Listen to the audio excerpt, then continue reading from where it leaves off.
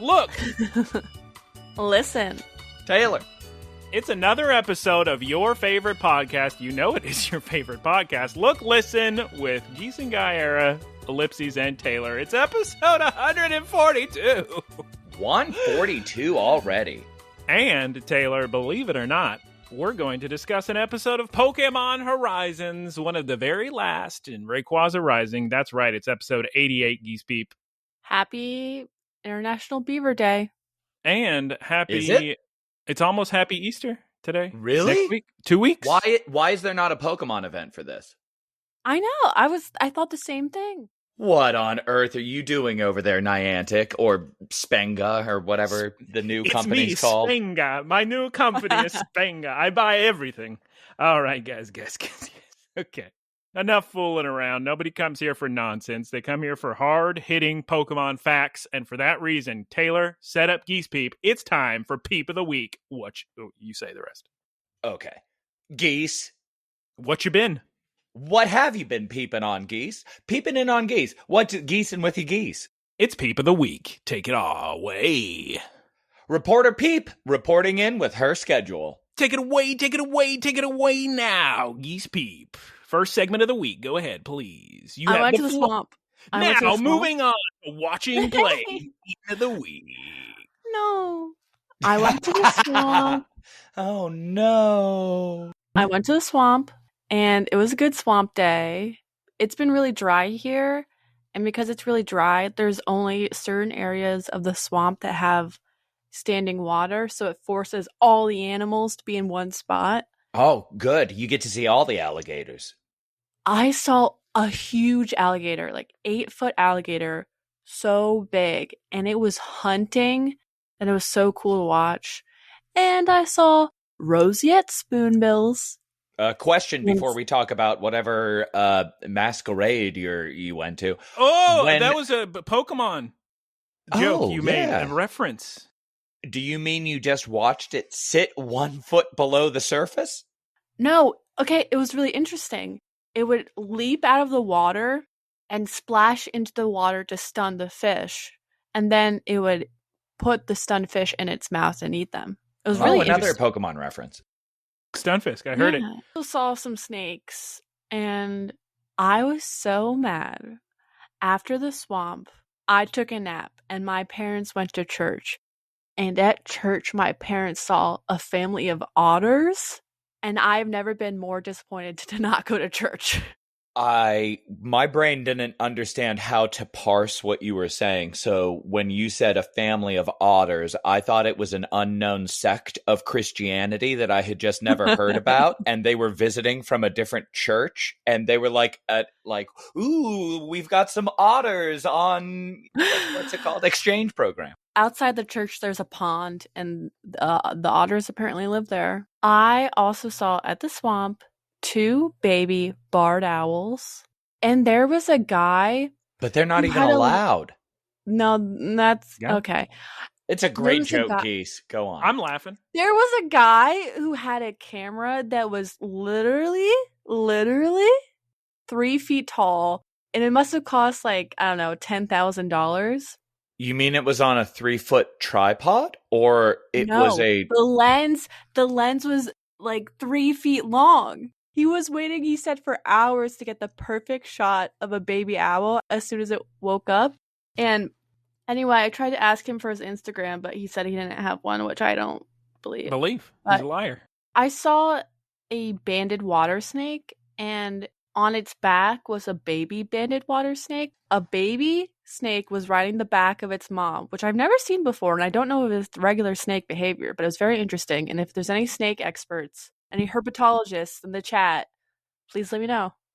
Please leave a comment. Email looklistencast@gmail.com. Do you know snakes? So you had banned snakes and barred owls. Wow.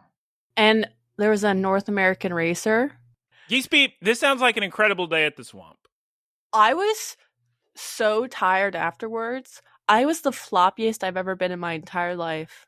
For audio listeners, floppy means tired. Not much energy. And also, you're a little cranky. And maybe a little cranky, guys.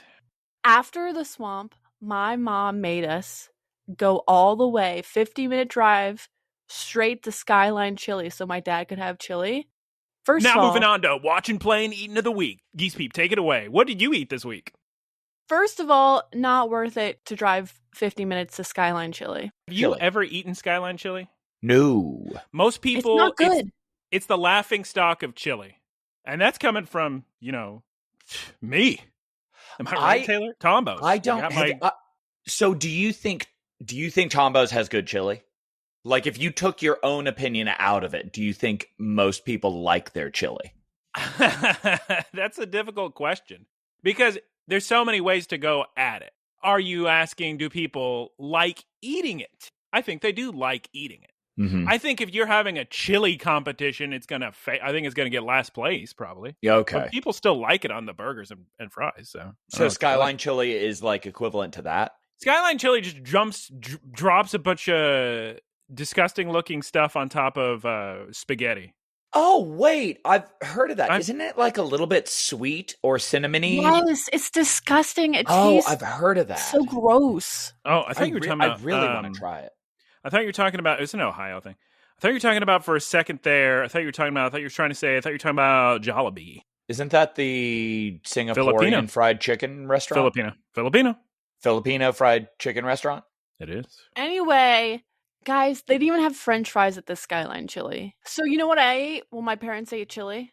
What did you eat? I ate a baked potato with cheese. That's it. Nice. Taylor, that's Skyline chili. It actually looks really good. Wow. It looks good, but tastes bad. Look at those fries. Mm. So we had chili on Saturday, and then we had chili again on Sunday because we had Costco chili, which is actually quite good. You just buy it, and then you refrigerate it, and then you cook it in the old microwave? Oh, okay. I thought it was part of their, like, buy a pizza, buy a chicken bake, buy chili. Oh, in the old food court. No. It would be a good idea because it would go so good on their hot dogs. Oh, yeah, you better order a hot dog or else you can't get onions in pizza, as you've heard me complain about 1 million times. Geese Peep, so you got a big giant tub of chili. Does that conclude your watching, playing, eating of the week this week? Yeah, my mom also picked up some Belgian waffles from Costco, and they're really good. How do you guys feel about Belgian waffles? They're fine. I mean, I don't think either of us are big waffle pancake heads, really, but they're fine. I like pancakes, but I have such an issue with sweets or really, really fatty things because they're very rarely worth the calories in my mind. Oh, certainly. Yeah. Because imagine the delicious pizza pie you could eat or incredible cheeseburger you could eat versus, here's a stack of pancakes. No. Yeah, which is just like a little bit of flour, butter, and it's a vessel for maple syrup. Dumb. Well, with Belgian waffles, you don't eat them with like syrup or anything. Fruit. You can eat them with fruit, but the ones that are at Costco are just like individually like wrapped, so you just open it and eat it. Have you ever been to Seaside, Florida? Stroopwafel. What side of Florida is that? West Side. Where in relation? What's the nearest city? Oh God, don't get more specific, Geese. I gave you West and I gave you a city name. You do what you can with that. It's close to whatever the neighboring state is. Yeah, it's in the Panhandle. I went on vacation a couple times there with my mom and some of her other friends. Went in on like a little vacation rental. Adorable city. So it's where the Truman Show was filmed, and they didn't have to change the city at all. I saw the Truman Show very much later, and I was like, "Oh wait, I've been to that restaurant." And I believe we discussed this. Yeah. So there is in the city center, there's a little area with an outdoor seating that's a market, and they sell Belgian waffles there. So that's the first experience I had with Belgian waffles.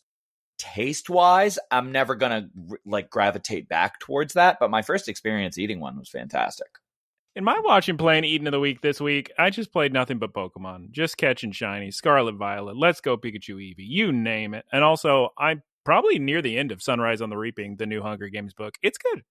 I'm finally in a Hunger Game at this point, which is the point you're looking for in one of these Hunger Games books. Am I right? Yeah. How would you compare it to a ballad of geese and snakes? I actually think it's better than Songbird and Snakes. I remember being pretty bored with Songbird and Snakes at some points. Haymitch is more likable than young Snow, I would say. So I'm having fun with it. As far as eating this week, I ate my favorite Thai place, which I'm sure I've mentioned before, but it used to be right next to me and I could eat there all the time and just walk over there. And then they moved locations super far away. So now I can only get it Uber Eats delivered, but it's still tasty. Pad Thai, extra spicy, mango sticky rice. Yum, yum, yum. Very delicious. Taylor, it is now your turn to discuss what you watched, played, and or ate / did not eat this week on Watchin, Playin, Eatin of the Week. Taylor's edition, please take it away. Geese Peep.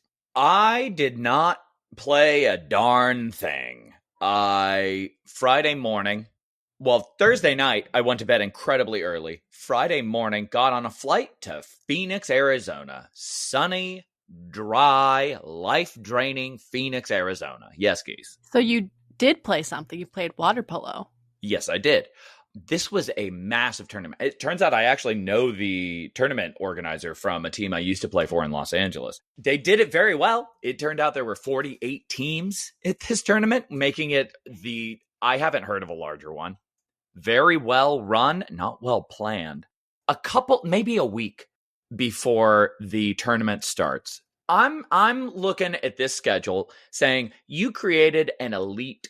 They call it the elite bracket and then the open bracket for the men's teams. And you did open, right? Correct. Because we didn't just want to play the Olympic team. Because it's all of these goofball squads that are playing all the time. And we threw together a very strong team, but we also wanted to enjoy ourselves. So maybe a week and a half or 2 weeks before the tournament, they say, okay, nobody wants to play in the elite bracket because they don't just want to get throttled by a bunch of national teamers. Why don't we just start asking people if they'll move brackets? So 12 teams win each bracket, and it showed. My team has historically not finished very well at this tournament, but so this year we were going to take it a little more seriously. We brought a strong team this time, and we ended up winning our division. So we got first. We won all of our games. It was great. We took a little poster. I have never been this dehydrated in my life, my entire life. Halfway through our third game on Saturday, I had a cramp in my hamstring at the same time as my quad. I was like a peg-leg pirate in the water, trying to generate some sort of reverse whirlpool to get myself out of the water. It was ridiculous. And on top of that, had something I've never had to deal with. We're playing in a pool, and I'm staring directly in the sun. The sun is going down. Game is starting at 5, and it's just beaming right in my eyes. Going down. Yes, exactly. Just beaming directly in my eyes. We asked the ref, hey, can we switch at quarters so it's at least fair? Evil ref just yells out no. We, as adults, say, could you explain your decision? He starts defending the rule book or something. He wasn't a very good ref. I'm assuming he was not going to the social afterwards because he was not a pleasant person. Ice cream social? Somewhat. Anyway, we ended up winning that game anyway. I think I might have glaucoma now. And we won the whole tournament, so that was great. The social was fine. 48 teams worth of people in this 3-story bar in downtown Arizona. So I didn't make it very far. I had In-N-Out. the downtown of the state. Yeah, downtown. It basically is. Every time I go to Arizona, I look around and I just keep thinking, this is like they did a good job with Vegas. What happened here? Not enough. No Waldorf Astoria. I guess so. Didn't really love Phoenix. I also did go during a heat wave. So my favorite part about Phoenix, though, was the Phoenix Art Museum was amazing. I loved it. I did not have time to do that. But I did get to hang out with a lot of my friends from Los Angeles. I knew a lot of the people that were at the tournament. It was just massive. The social was massive. The tournament was massive. It was all day, every day. I didn't even turn on my Pokeball Plus Plus. That's how busy I was. I was so dehydrated. My lips are still chapped. I had a headache all the time. I drank, how many pint glasses of water did I have at breakfast after our game yesterday? I had 7 pint glasses of water and 1 mini glass that they make for some reason of water. And I did not go to the bathroom. That's how dehydrated I was. Oh, it's rough. Moral of the story, drink your water. Yeah, Taylor, or get people to give you water because no one would give me water. Taylor, But I can't make heads or tails of what you've written here. Are you currently discussing Postino Sapphire Lounge or Postino? We went to a restaurant called Postino. They have locations all over the place, but there's one in downtown. It's either Tempe or Scottsdale or well, they're all like I flew into Phoenix, but the tournaments were technically going on in Tempe and Scottsdale, which are equidistant from Phoenix. Like they're all within a 10-mile radius. They're very, very close to one another. Oh, yeah, it's weird. So we went to this place, Postino, where they would not give me water, and we were all sitting there Sunday morning saying, we have a game we have to get to. And our waiter was like, oh, I'm sorry, I had to clean up some broken glass. And I was thinking, what are they doing here? What's going on with this goofball? Like, I guess there's no manager and everybody just governs themselves during service because there was no celerity whatsoever in anyone's movement. It was nothing but, my eggs took 35 minutes. I ordered 2 sunny side up eggs. Ridiculous. Wait for the chicken. She's trying her best. Yeah, but I mean, the egg out. You would think that he's a single mother, Taylor. Right, I understand. But if the hen was stressed, it would release the eggs earlier. So maybe do something about that. So after the tournament, I had such a goofball experience with my airlines. I flew on Southwest because they still offered the open seating, which I find fun. They had the 2 checked bags, which I did not take advantage of, unfortunately. But I tried standby. So I clicked the standby button in case I could be on a flight 3 hours earlier. And I noticed I'm going to get an aisle seat. I'm a large fellow. I am not going to I'm not going to be able to sit in a middle seat. So I see that it's a full flight and I try to cancel it. And it says, oh, you can't cancel it. You have to check in first. But I checked into my original flight the night before. So I say, okay, I guess this isn't going to come up. I go to the airport because now it's not saying I have a flight at all. And I tell my friend, can you drive me to the airport? So I go to the airport. Gate person tries to help me. Gate person supervisor looks at me and says, I can't give you your old boarding pass back just because you're tall. And I said, no, I'm just saying I wanted the original boarding pass that I had because I wasn't able to cancel my ticket. And she said, I'm not doing that. And I said, okay, there's no like world where this ends in you helping me. Like, I'm not going to like convince you or anything. So I'm just going to go to the gate. So I go to the gate. Yeah, always just go to somebody else. That's every single time. It's the first person always so unhelpful. Second person, let me immediately help you every time. Second person for me must be related to the first person because just immediately said, that's how the system works. And I said, could you at least like break down to me what happened so I can avoid this in the future? And she just said, must have gotten caught in the cross. And I said, what does that mean? And she said, old Australian expression. It was just cross. And I just said, what's cross? And she said, I don't know the system. And I said, okay, so I don't know what's going on with you. Maybe you don't actually work here. Maybe you're like a passenger. So I just left, came back, saw a nice lady who, on account of it being the final day of the tournament, I was wearing my Christmas cat shirt.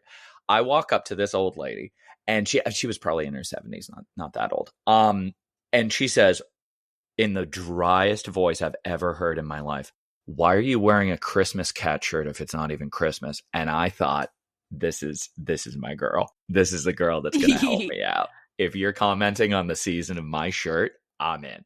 And she wrote me a little note that said, please give him his original boarding pass. The system deleted his old one for some reason. Guy at the gate, humorless, didn't help me out, but whatever. He let me in. I was like, how's it going? And I said, they wrote me a note for my first day. And his mouth did not move, said nothing. Taylor, why didn't you call me? Because it was an hour before my flight. Or an hour and a half before my flight. And I was also busy dealing with the Sapphire Lounge. So there's a thing. I have, I don't know if anybody has the Chase Sapphire Reserve card, but that's my credit card. They normally give you access to priority pass lounges. They have started removing those and putting in Sapphire lounges. This one is cut off by what tier of Sapphire you have. So only the top tier can go. So you would think, I'm just going to sashay on in, have some little sandwiches, get my friend whatever if she wants to drink alcohol or something, because I was with one of the friends that I played with. Didn't happen because the wait list was 50 minutes long.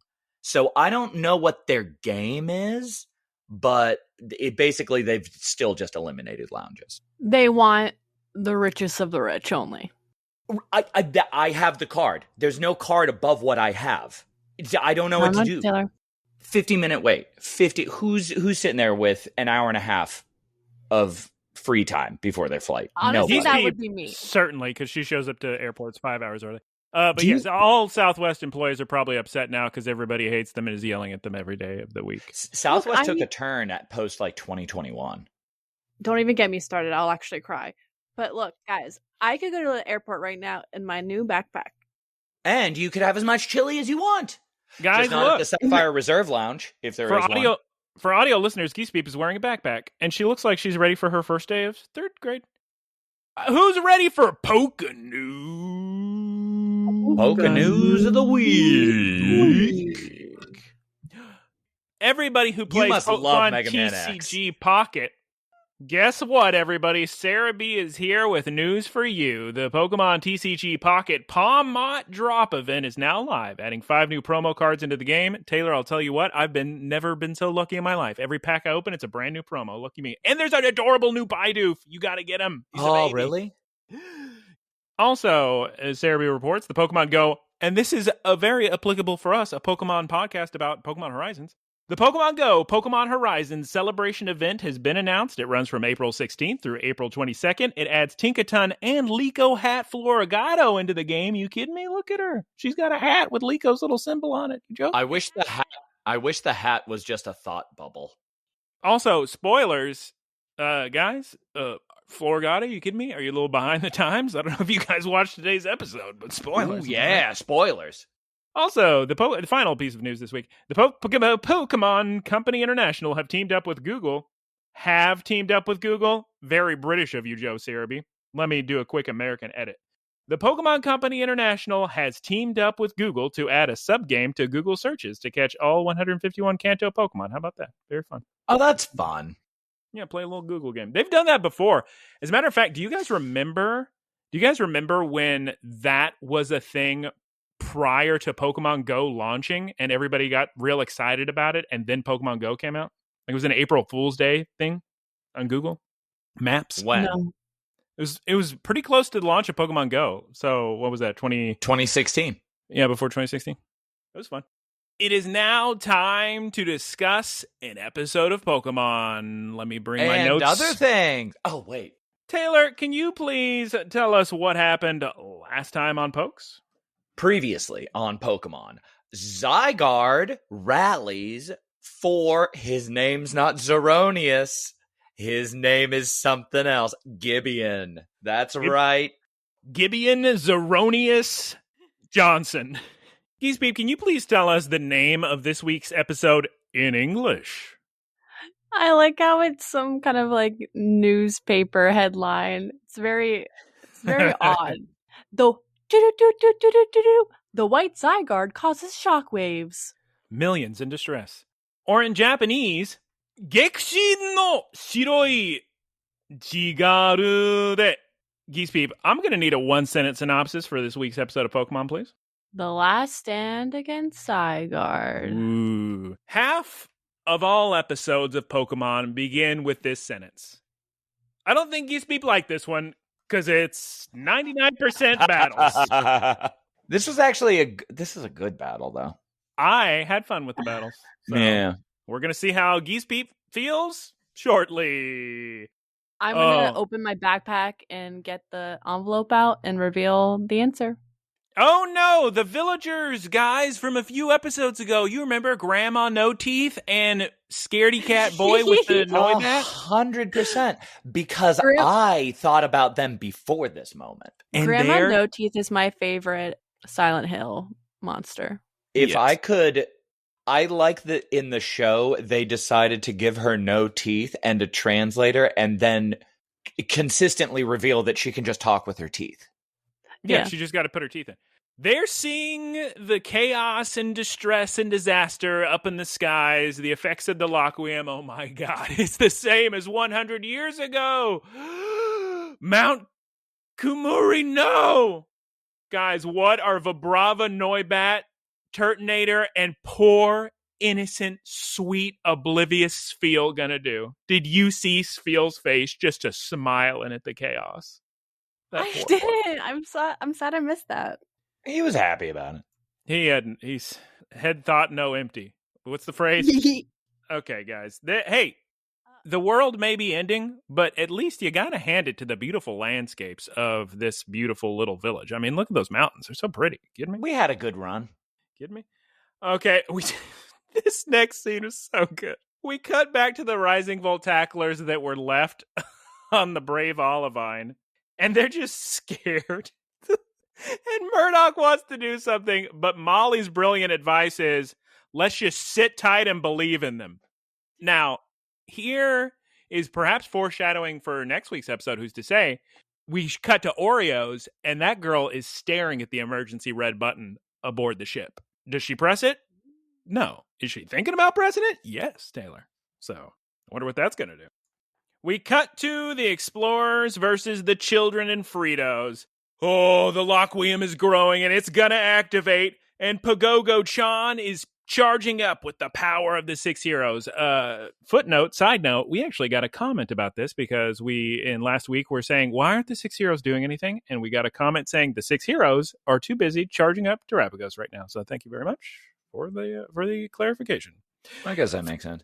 And I mean, the fact that Cleavor's doing it after smashing that dangerous rock is amazing. Shouts out to Cleavor. Taylor. Theme song. All right, we're back from the theme song. Everybody attack all at once. Psycho Cut, Magical Leaf, Aqua Cutter, Flamethrower. But Zygarde dodges every single attack they throw at him. Okay, guys, clearly that didn't work. Let's come up with a new plan. How about instead of attacking, we focus on hitting with our attacks? Smart idea. Thinking outside the box. Strategy in motion.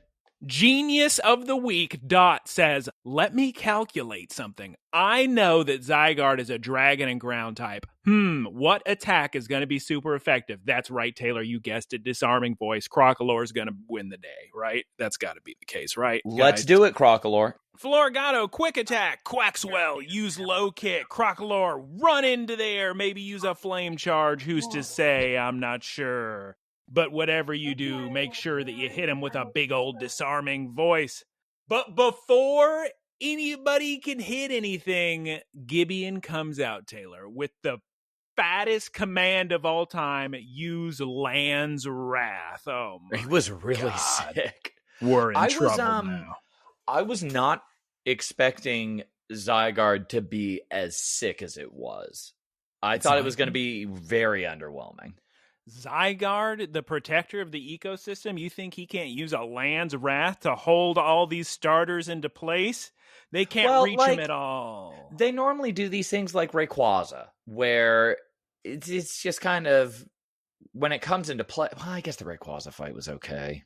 Yeah, they bumped him into the rock wall. That was sick. Ceruledge, use Shadow Claw.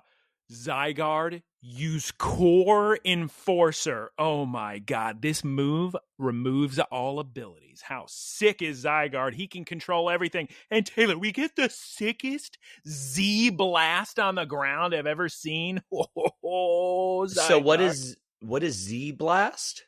Z-Blast is not a move. I'm just saying when he uses Core Enforcer, it makes a big Z on the ground. Okay. And attacks him. Which one was the laser beam one? It's either Core Enforcer or 1,000 Waves. Or is that arrows? 1,000 Arrows is 1,000 arrows. Well, there was 1,000 arrows, 1,000 waves, and then, yeah, I was very, very satisfied with the Zygarde fight. He's so sick. Okay, it's me, Roy, and I am here to direct my Crocalor. Crocalor, do you see that little Lion King Pride Rock tiny version of rocks that you can run up onto and jump off of? Yes, that's right. You know exactly what I'm thinking, Crocalor. I need you to flame charge off of that. Oh, Roy, you fool. You darn fool. Know you nothing of Zygarde's moveset? You don't think the Land Snake Zygarde is going to use 1,000 arrows? A move that not only hits Pokemon from out of the sky. Taylor, when I tell you how sick the move 1000 Arrows is, if you're a flying type Pokemon, if you're a Pokemon that has the ability to levitate, Zygarde is a ground type Pokemon. 1000 Arrows is a ground type move that pulls you out of the sky and hits you and makes you susceptible to ground type moves now because you're on the ground. So sick. Everybody dodge those flying arrows, Ceruledge, you Shadow Claw. But no, Gibbion's voice actor is too sick, Taylor. He says dodge it and use Core Enforcer again. Florigato. Core Enforcer. Zygarde's Core Enforcer sounds like one of those exercise tapes you would buy on TV. Yeah. Or one of the machines that has like springs and a wheel. Yeah. I found out this past weekend that there is a Pilates machine called the Reformer, which just the first joke I made when because I was hanging out with the women's team. The first joke I made was that sounds like a Spanish Inquisition torture device, and then they showed me a picture of it, and I think it is. I think that is just what it is. Taylor's talking about water polo players, but oh my god, Core Enforcer is going to hit Ceruledge dead in his little chest. Florigato, save him. Use your vine to whip around his little ghost body and pull him back. And now the kids say, Amethio, what are you doing, buddy? Why are you charging in recklessly? We're in this together. We're fighting together. We got to go together as a team. We got to talk to each other. We don't want to put each other in danger, guys. Which, by the way, I was very surprised at the beginning of this episode that they just kind of flashed into them already fighting. I know that Amethio said, oh yeah, I'm going to fight with them. And I thought there would be a big talk before they started their fight. Instead, it was just, okay, here's our normal plan where the three of us are going to attack at the same time. But now there are just four of us. And did they even show terastallizing? Yeah, that was last week. Okay. It was very 16. All right, everybody, just charge in again. Oh my god, he's using 1000 arrows again. Geese Peep, you may not agree. They look a little bit sick. All of them terastallized. They're making the animation look pretty cool, yes, mate. They do. I just wish they had made it more like the Ceruledge Armorage episode. Well, at this point, Dot, our little girl genius, notices something else about Zygarde. It appears that he recharges for a little bit after he uses his moves that take advantage of using his cells. So this time we got a new plan. Everybody run in, fool these explorers into thinking we're going to attack them, but instead just dodge the 1000 arrows. You explorers fools! We weren't attacking at all. Perfect. He's recharging a little bit. Magical Leaf, Disarming Voice, Liquidation, Shadow Claw. Oh my god, it looks so sick. They're all about to attack all at the same time. And then Gibbon yells out 1000 waves. Ooh, and they're all caught in a vortex. They can't flee. Core Enforcer, Ceruledge, our boy Ceruledge. What does he do to save every single Pokemon from dying from a big giant Core Enforcer blast? He uses Phantom Force to teleport everyone away out of danger. All the Pokemon appear above Zygarde straight out of Ceruledge's ghost portal, and oh my god, they're so sick they hit Zygarde with everything. Crocalor, oh, you did so much damage, super effective hit with that Disarming Voice, good work, you're so sick. Amethio, I gotta hand it to you, pal. What a good call of using Phantom Force. We're thinking you good job. Handshakes and claps, please.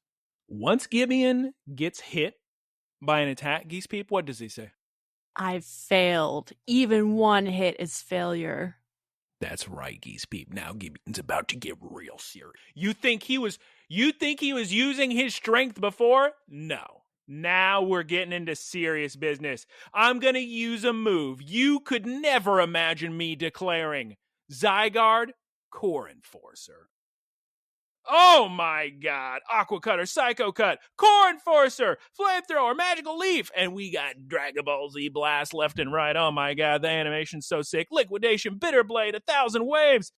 And I'll be honest with you guys, they say a lot more move names for a long time in little comic book panels.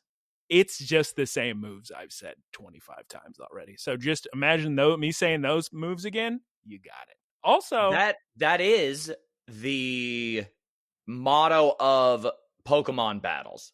is just do the same thing over and over and over again. That's why I always appreciate when they're unique.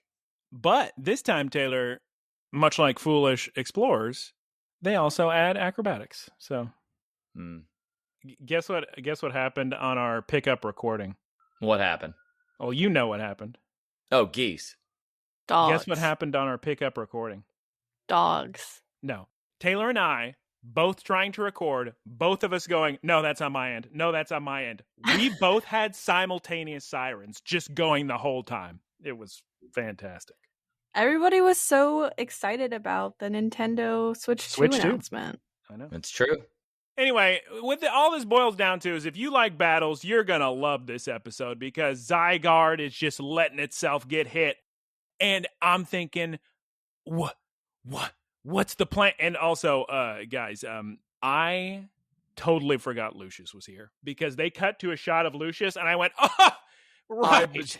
I'm so happy that you said that because when I saw him, I started laughing so hard. Because here's this character that's been built up over 88 episodes. We have finally released him from his 100-year slumber in a cosmic crystal fragment. And he's just sitting there with a little smile on his face. And he's just yep. He's just been here for 5. He gets a 5-second. What a battle. Land's Wrath. Oh my God, Taylor. When I tell you the animation that plays next after this Land's Wrath, I'm 90% sure every Pokemon on the board is dead. Because in reality, they're certainly knocked out of their Terra forms. But if you look at the animation, Taylor, it's the exact same animation they use in Dragon Ball Z at the very end of a final boss encounter when they're disintegrating it to never come back again. Oh, yeah, the one where they all turn into little lines? Yeah, when they turn into dust. It's just... Yeah.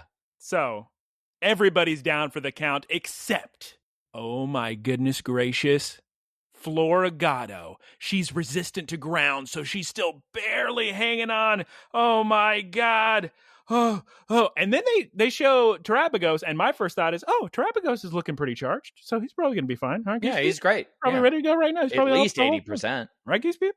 Yeah. Now Gibeon says to Zygarde, his loyal companion that would never disobey him no matter what, he says... Ever. He says, Zygarde, my boy... end them with another core enforcer. And at this point, I'm thinking, this is a great time for a commercial break. Everybody's down for the count. Everybody's pretty much knocked out. It looks like it's curtains for our heroes. We get a very appropriate commercial break, which is rare these days.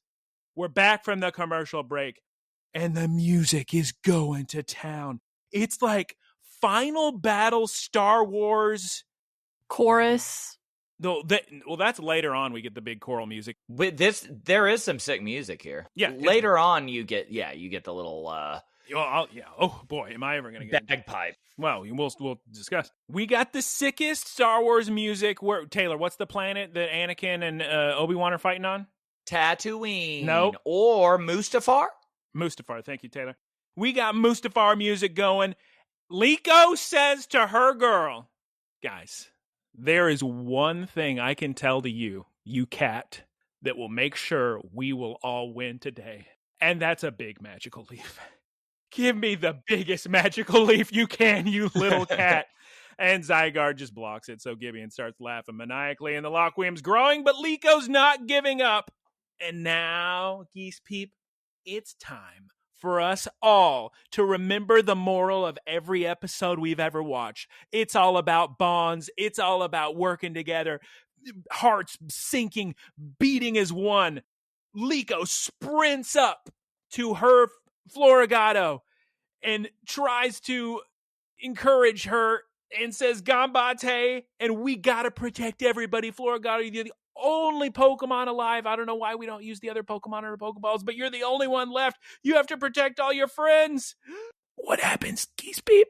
Through the magic and power of friendship, she evolves into Meowscarada. Oh my God. And Meowscarada pushes the biggest magical leaf in the entire world after her giant Sailor Moon transformation. You may have noticed her evolution. That was a weird one.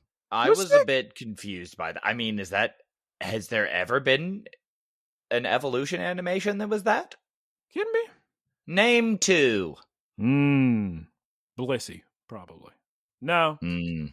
Oh my god, this magical leaf is so strong, it blasts through to hit Zygarde, and then, much like in Evangelion, where everybody says omerito gozaimasu, every single character in the show says Shinka, meaning she evolved. So, very fun, very cool.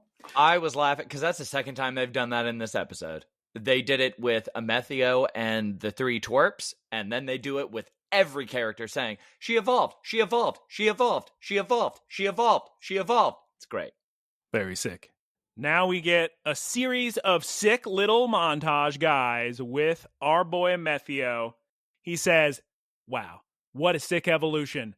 Liko, congratulations. Look at me. Look me dead in the eyes, Liko. I'm letting you know right now. My boy Ceruledge has 1 attack left in him. I can't take this Zygarde down on my own, but I can carve a path for you. And we're all weaker than ever, so now's our shot. Taylor, we get such a sick shot of Amethio standing behind Ceruledge. But Gibeon has had enough. He yells out Land's Wrath. Dodge it, everybody. Core Enforcer. Protect Meowscarada. Bitter Blade. Now, I say to myself, here's the good thing about him using Bitter Blade. Bitter Blade does give you health back. So maybe Ceruledge isn't out of the fight just yet. Meowscarada, I need you to do non-stop acrobatics. And then, in such a sick move, Gibeon starts to say, Core Enforcer. Sucker Punch! Ooh, Sucker Punch has priority, so it hits Zygarde in the face. Dodge it, Core Enforcer. We now get the sickest move in Meowscarada's arsenal, you guys. We think we're donezo? No. This Pokemon learned a new move, Geese Peep. Not only is this move always a critical hit, not only does this move never miss, Geese Peep, it looks super sick. That's right. Meowscarada used Trash Bomb. No, she uses Flower Trick. Oh. And I say to myself, did that knock out Zygarde? I thought it might have. Zygarde's laying on the ground. No, he gets back up. But, guys, don't worry. Please. Zygarde, after getting hit with a Flower Trick, you kidding me, from an evolved Meowscarada, he refuses to keep fighting. Geese Peep. He disobeys Gibeon. Geese Peep. Again, who would have thought? Not I, not Gibeon. The funny thing is, so at this point, Gibeon has a meltdown, just as I thought Zygarde was shuffling over, towering over the twerps, and just staring down at them. And I was thinking, oh, okay, Gibeon wins. But then Zygarde just turns around to Gibeon, and he's done fighting. Gibeon has a complete breakdown. A generational crash out, as the kids say. Yes. And he's saying, how has your bloodline foiled me again? And this entire time, this first bit of plot in the entire episode, and I'm thinking, they still have not given me a reason to dislike Gibeon. Also, in the midst of all this, Zygarde decides, my job has concluded. I shall disassemble. And its cells rain down. And this, Taylor, is where we get the sick music. I'm talking choral, sick music. At first, actually, before he started to disassemble, I thought it was going to use Power Construct. Power Construct is when Zygarde turns into its complete form, but it only works if it's under 50% HP. But no, he just... Oh, that's so sick. He just throws his cells to the wind. Gibeon couldn't do any more. Gibeon couldn't do any more roots. It's his problem. Couldn't do any more roots, Taylor? Yeah, roots. He needs to dye his roots. His roots are showing. Roots. You walk on roots in Pokemon Go to get Zygarde cells. Oh, like a root. Yeah, I also say root. I was picturing a tree root. Gibeon can't believe it. Lucius walks right up to him and says, you lost, pal. And go ahead, Taylor. Very sick animation on Lucius freaking out. Oh, yeah. When Gibeon was freaking out, it was so sick. They used their entire animation budget instead of just adding in Ceruledge's character model next to the twerps as they all attack while running in a line. I like how Gibeon was like, what is it about these children? It was so fun. The whole time I'm just thinking, why do you guys want to stop him. And then Lucius is sitting there saying, we've beaten you. And I'm thinking to myself, as a fan of Gibeon's, as of 2 episodes ago, I'm thinking his old pal, Mr. Passive Aggressive Lucius himself, is saying, ha, we've thwarted you. We're taking away your ability to live any longer. Well, Ollie Bro did comment something about answering our question regarding that. We can touch on that at the end of the episode. But okay. The music at this point, it's maybe my most favorite music they've ever played, because it's a combination 80s kung fu movie plus Metroid Prime plus Evangelion / Toby Fox in Area Zero. And Are you talking about the bagpipes? There's bagpipes in there, yes. It was so that song, the sick factor of it was totally lost on me as soon as they zoomed in on Lucius and his goofball dragon quest armor.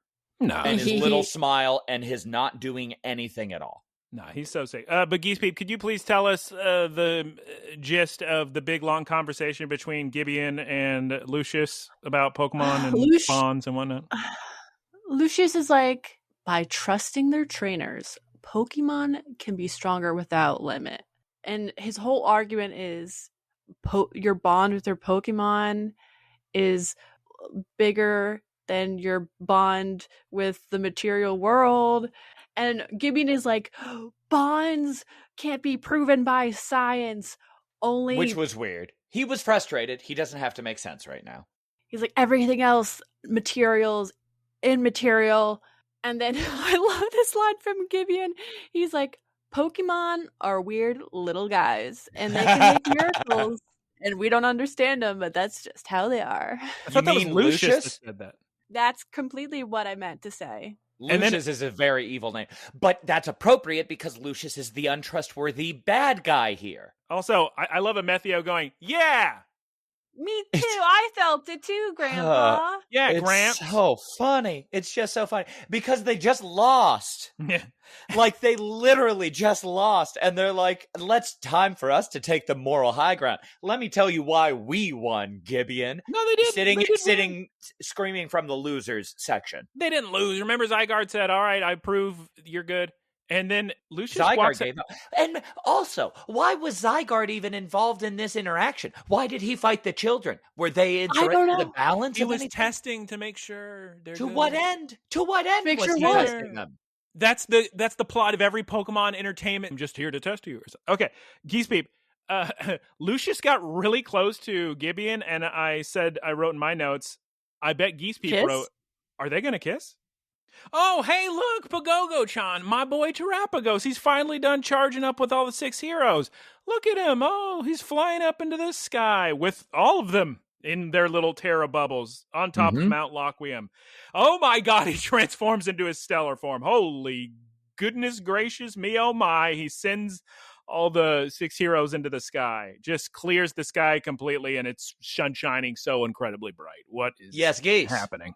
I was like, oh, is this the Laqua spear that Spinal was talking about? But I don't think they ever will bring that up again. This episode did something so weird where there were so many moving parts and all of these players, and it just reduced it to a battle with nobody doing anything except for the 3 twerps, Methio and Gibeon. And nobody was talking. Spinal was just looking, and occasionally he'd say like a word.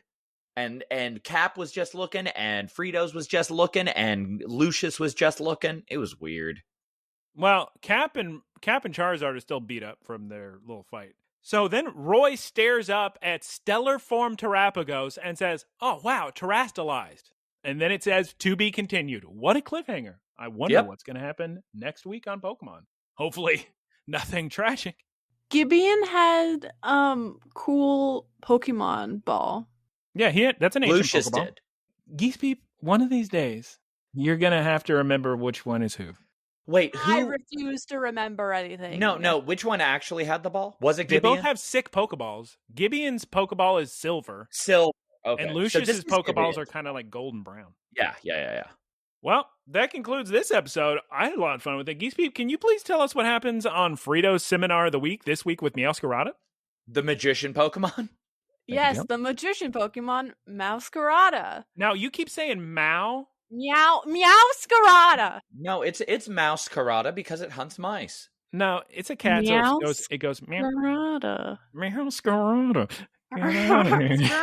Let me tell you about Mouscarada.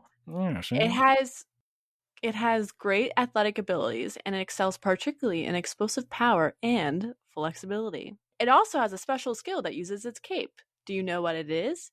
Is it A, dancing, B, magic tricks, C, singing?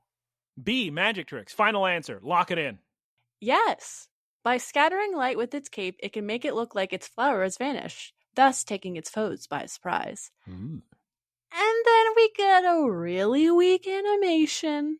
We have a hunky Captain Pikachu, a hunky Quaxwell, a hunky Crocolore. They're all sitting in a pile. They're all hungry. And then we see Meowscarada, and she's like, snap, here's some berries. And they're like, woo! And it's really dumb. It was fun. Magical snap. Look, it's a magic trick. I was hiding these berries the whole time, Taylor. You guys, a bunch of haters. Such good animation. It's just this goofball episode. I had a ton of fun with this episode. The battle was very sick. It was nothing but battles. Taylor, we didn't have any good laughs, or did we? I'm trying to remember, because I do account for am I laughing? That every time I laughed was not because they wanted me to laugh. It was because, hey guys, you remember Lucius? He's here. I laughed when they had the kind of like Speed Racer transposed face in front of action when they were saying their names of their Pokemon.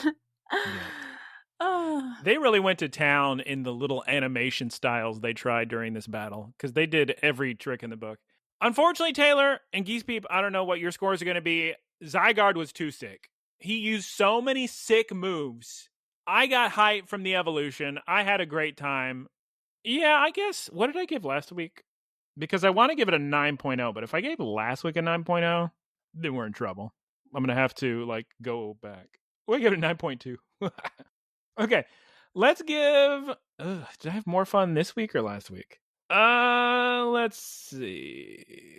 Let's go 9.0. It's such a sick battle and a sick evolution, sick use of all these 1,000 attacks.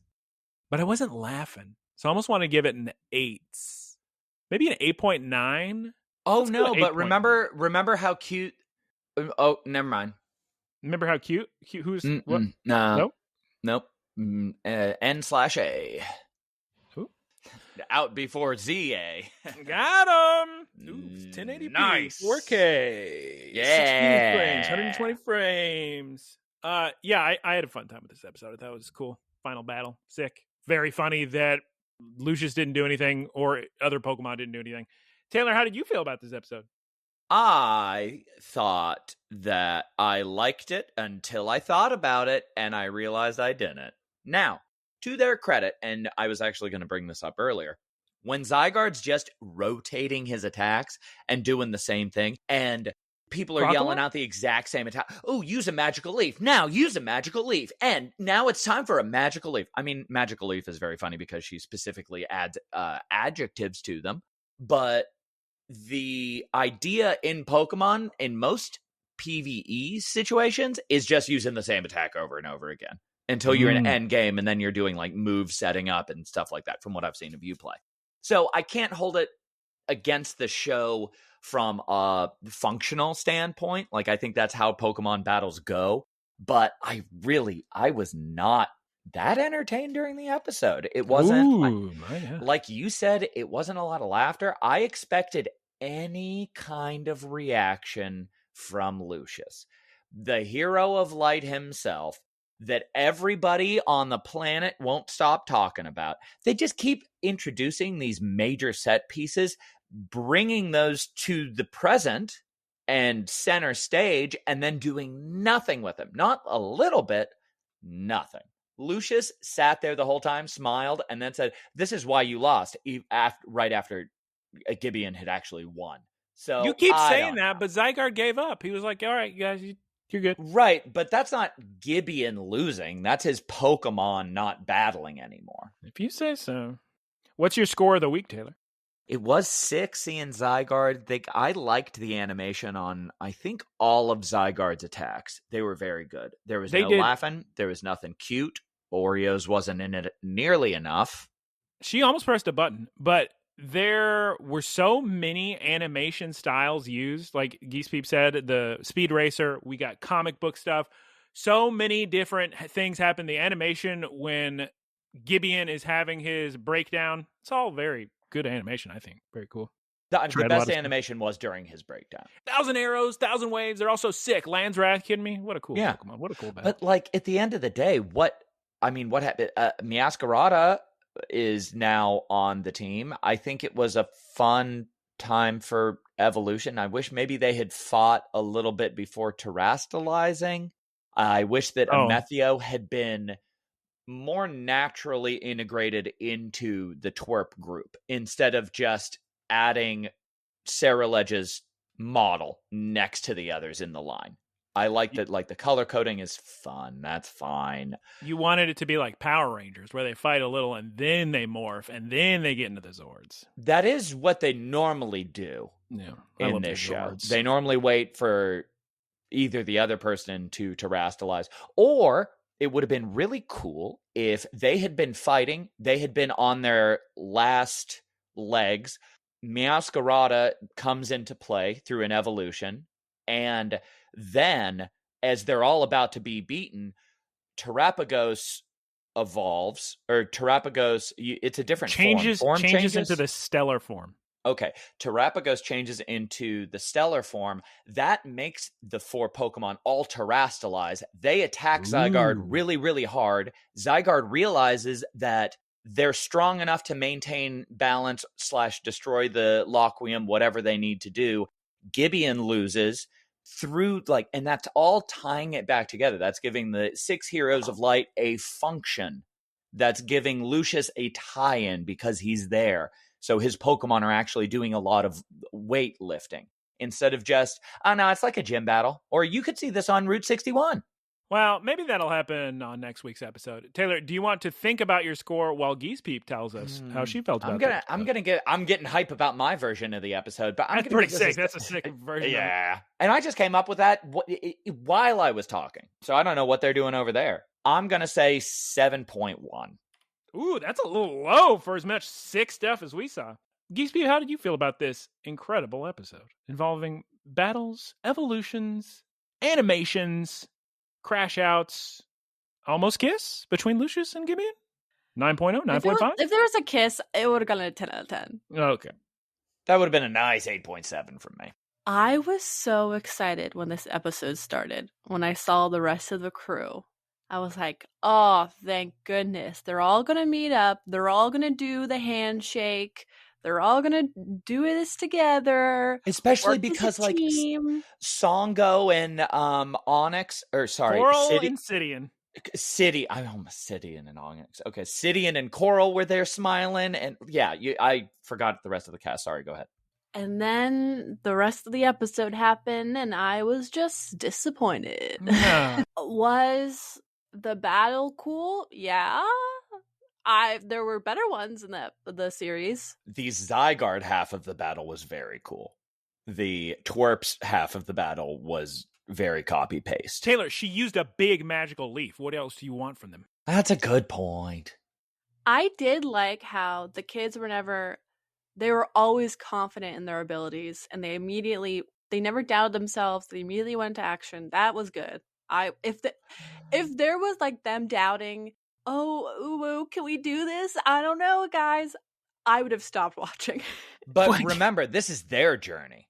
Yep. This is their journey. But why? Is my question. Why was this happening? It was just a test. I guess. I don't really know what was the point of it. The point of the test is they passed. Good job, Zygarde. And so Gibeon's the loser. There was this comment, and this commenter was like, I made a really good point that I agree with, that Liko was set up to be Lucius's next successor of Lucius's whole thing, whatever. But what should have been Liko delivering the message about Pokemon and bonds, stronger together, whatever. It was Lucius that said it, but it should have been Liko. And you know what would have been better with that? If Liko had said it and then Gibeon had said, "What is it with your bloodline?" And it would have been hilarious and appropriate. I mean, the whole this whole part of the show, like actually getting to, first of all, getting to Area Zero, from Area Zero on has just seemed like a deflated balloon where the potential's there, but we're not, like, it's not in the sky. So, What if actually it's great in Japanese, but we're just watching poor translations? I would laugh so hard if it was somebody who's only made it to like intermediate Duolingo translating all of this, and they're just having these. They're having these like poignant morality offs where Gibeon's like, "You don't understand. Living forever should be what everybody aspires to do. We can endlessly help the planet." And Lucius is like, "But not living forever is what gives life value." And it's like the kids are like, "I don't know what to think. I'm too young." And it's, We must have a time skip of 1 year for me to comprehend. Please, Peep, you were saying? Here's what I have a question about. So, Terapagos is refining the Laquium. Is it going to turn out that Terapagos is the key for sustainable and safe production of Laquium energy? Join hands and Methio and the kids and solve all the issues? Terapagos is directly responsible for terrestrial energy and people being able to terrestrialize. I know that much. But I'm not sure about People can't terrestrialize. Pokemon terrestrialize. But they say that like that's what he's doing. He's refining it. So what's the product of the refinement? Maybe Laquium is related to Terra crystals somehow. Maybe. It has to be. How can it not be? Jeez, God. I don't know. You tell me. What's your score? I'm going to laugh really hard if it's not related at all. I'm going to laugh. Oh, it would be so good. Just, Terra or something totally different. Don't worry. That's just made out of like tree sap. It's the dad. I'm still confused why the dad is not part of this. He's busy at work with Chinchino and Michino. Investor meetings, Geese. It's the end of the fiscal year. You can't just take off on a Tuesday. Geese Peep, what was your score for this week? What was my score last week? All I do is scroll up to see what was everybody's score last week. You love scrolling. Your score last week was 7.0. This is also 7. Okay, 7.0 on the dot. Perfect. Thank you, everybody. We need to specify that this is on a scale of 5 to 10. Thank you, everybody, for listening to us discuss another episode of Pokemon. I had fun. Sounds like they didn't as much, but, maybe next week will be better. Maybe next season will be better from the clips I've seen. Could be. It's possible. Do you think we'll learn what Spinal was referring to? Or not Spinal, what Amethio said that Spinal was creating a terrestrial orb or whatever? Or a Laquium sphere? Do you think we'll ever learn what that is? Maybe. We need to, because as of now, there are 2 villains in the show. One is Spinal, and the other is Lucius. I did not misspeak. I forgot what I was talking about, because I'm pulling up Ollie Bro's comment from the YouTube video. So, scrolling. Classic. Cerulean? Okay, so thank you, everyone, for listening to us discuss this episode of Pokemon. Before we move into the wrap-up, let's see if we have any insight into this whole business of Gibeon being evil, not evil. This comes from Ollie Bro. Oh, by the way, Taylor, Ollie Bro very much loves Andor. Has it on Blu-ray. Really? Oh, shouts out to Ollie Bro. I like Andor. Okay. It's so good. So I'm going to read from Ollie Bro about, this is last week's episode. He says, I personally like this episode. The dialogue had me drawn in and the tension was riveting. The exchange of ideology surrounding the Laquium I found compelling. Gibeons and Spinal want to use it for scientific reasons to advance humanity. Lucius thinks the resource is too dangerous for humans to touch and wants all of it destroyed, while Fritos thinks Laquium has helped the Pokemon of Laqua thrive. I wonder if any of those characters is 100% in what they wish for. He also wonders why nobody just stopped the Magnezone from powering up the machines. Well, because it's busy. You don't want to, what are you going to do? Ruin someone's work time? It's hard enough. Yeah, I was wondering that too. I was wondering that the entire time. And then the funny thing is, they could have done it at any point with apparently any amount of effort, because Pagogo-chan just flies up there and Magnezone's like, oh, another Pokemon? Nah, I'm not. I can't be in this area. Yeah, I guess we still don't have an answer as to why it is bad. I mean, I'm just trusting Lucius. I know that Pagogo-chan and Zygarde are so legendary that they know what's up. So, Geese Peep, as your mother might say, the Lord works in mysterious ways. And we may not have answers for everything, but we know it's bad. Much like eating meat on a Friday. So, don't use Laqua. I wish they actually set up the groundwork for us to know what their actual ideology is and what they didn't even really establish what Exceed does, or like hint at all at what the experiment Spinal was doing, what that was working towards, or any kind of idea of what Gibeon was thinking about, of like the final product. What would that look like? I just wish we got like more of that, because we're all just. It's nothing. It's based off of nothing. It's just they're just talking about it. We haven't seen anything. That was exactly what I was saying. And when you were talking about like the morality argument or the use case argument, or I can't remember the specific nomenclature you just used, but okay. So what Ollie Bro was saying about the conflicting ideologies, I agree with that, but we have to fill in all of one half of that for ourselves. So there's not actually any water being held by Lucius's statements. He has still never said anything about it. He still is only saying, oh no, I got a bad feeling about this. He did not offer any clarity. He didn't offer any kind of actual rationale, not even at like from a conjecture point of view. He just said, this is bad. Not even this is bad because. Whereas Gibeon and Spinal have both said, oh, we need to do this for this. Amethio is offering the best argument not to use it, and that's because of Spinal. So Amethio's argument, I mean, you even have to interpret this a little bit, but he's a younger character, so I understand it. He said the fact that this happened and I have seen Spinal produce negative results by using what you want to experiment, that holds water to me, because then you at least have a platform to say, oh, well, this, if it even has the potential to do this to Pokemon, we shouldn't mess with it. It's not worth it. I mean, I feel like we're talking in circles. I've said this a million times, but I can answer your question right now why Lockweem's bad.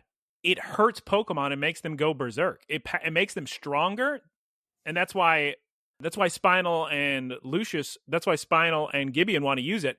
But we've seen from Umbreon and Captain Pikachu and Charizard that it makes them go crazy. It hurts them a lot.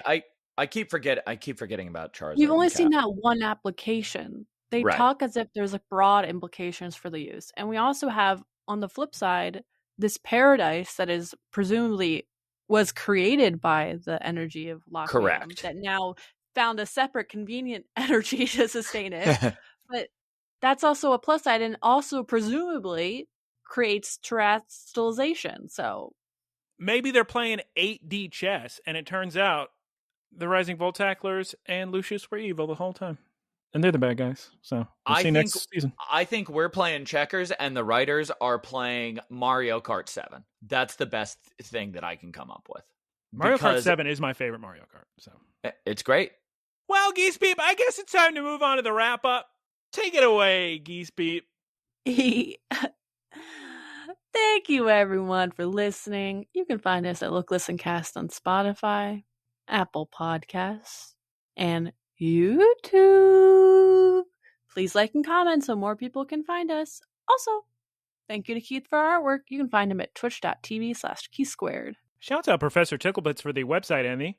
Boilerplate. Follow him at twitch.tv/prof_ticklebits. Please recommend this podcast to your friends, families, nephews, nieces, little kids, old ladies. It's all fine. 0 swear words. And then please send in your questions to looklistencast@gmail.com. It is time to say goodbye.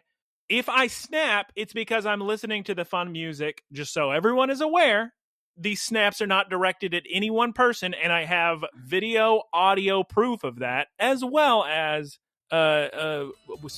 stand firsthand witness in Taylor. I can't hear any music. Bye, everybody. We're all saying bye. Taylor, say bye. Goodbye. Bye. Bye. Goodbye. Goodbye. Bye. Goodbye. Bye. Bye. Howdy, y'all. It's me, Geese Peep. Thank you for listening to the Geese Peep Productions podcast. Geese Peep Enterprises, doing business as Peep Industries, together with its subsidiaries, is a diversified worldwide entertainment company with operations in media networks, talent management, parks and resorts, multimedia entertainment, and consumer products and interactive media. Geese Peep Enterprises is a Dow 30 company